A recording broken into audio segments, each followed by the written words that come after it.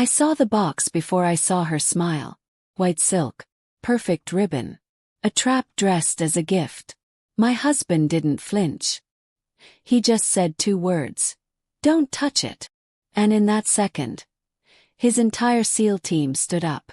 Just an unusual story, where the most dangerous wars aren't fought overseas. They're fought at the wedding table. The moment I saw the box wrapped in white silk and tied with a ribbon too perfect to be sincere, something in my chest went still. My sister, Lena, stood behind it, smiling like she'd already won. My husband, Nolan Hayes, Navy SEAL commander, a man who'd stared down death in deserts and drowned it in oceans, stepped between me and that box. His voice dropped low, cold enough to frost metal. Don't touch it. And blinked. What's wrong? He didn't look at me. He looked at her. My sister. And then, it happened. One by one, Nolan's closest teammates, scattered among the reception tables in civilian clothes, rose quietly to their feet, like shadows snapping into formation. Lena's smirk cracked. I didn't speak. I just held the moment, tasting the fear she thought I'd never make her feel. 'Cause this was the climax of a story that began long before silk ribbons and wedding vows. Lena wasn't always a threat. Or maybe she was, and I was just too naive to see the blades she hid behind sisterly love. She was older, prettier in that effortless magnetic way, like someone who'd mastered the art of making lies sound like devotion. I used to adore her.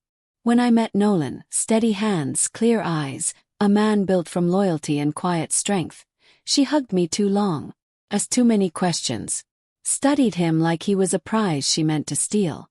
I brushed it off. That was my first mistake. Started small. Her jokes grew sharper.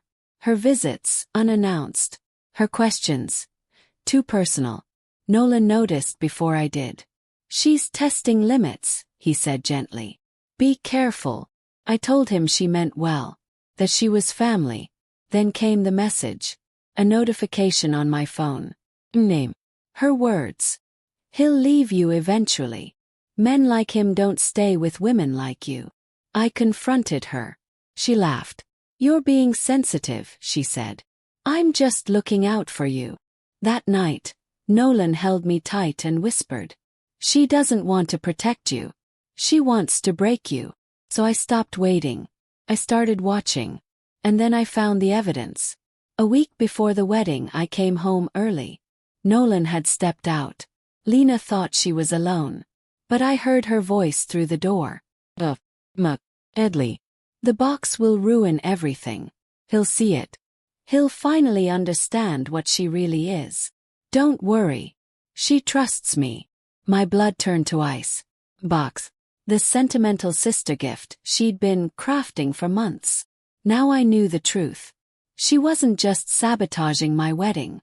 She was trying to erase me. In that moment, something inside me died. The part that still begged for her love. And something else woke up. Cold. Focused. I didn't cry. I didn't scream. Played along. I showed Nolan everything. The recorded calls. The forged documents in my name. The fake debts. The burner phone she'd used to frame me. Her plan wasn't just emotional. It was financial. Legal. Designed to leave me ruined, isolated, and disbelieved.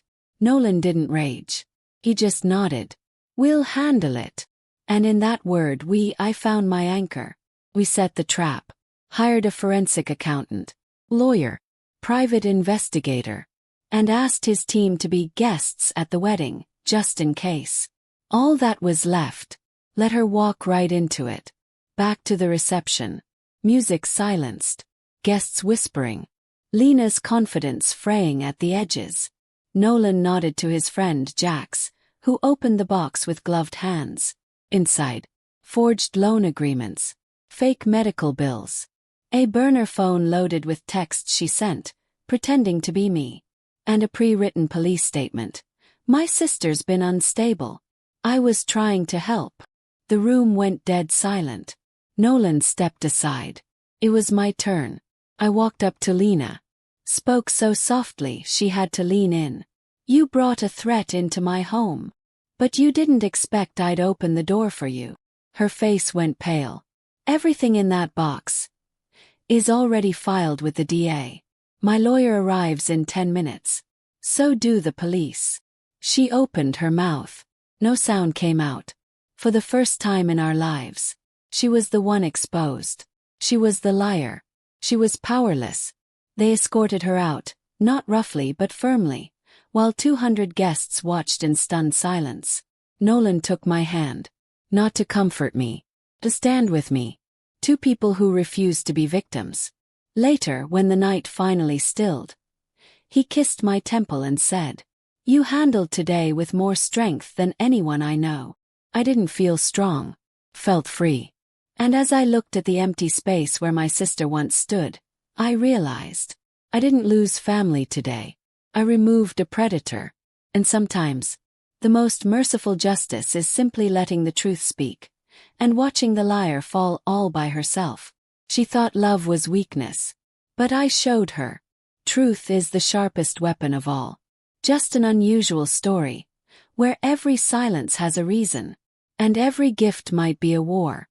If you've ever been betrayed by someone who called you family, comment, "I see you." If this story moved you, share it. And if you believe in quiet strength over loud revenge, subscribe.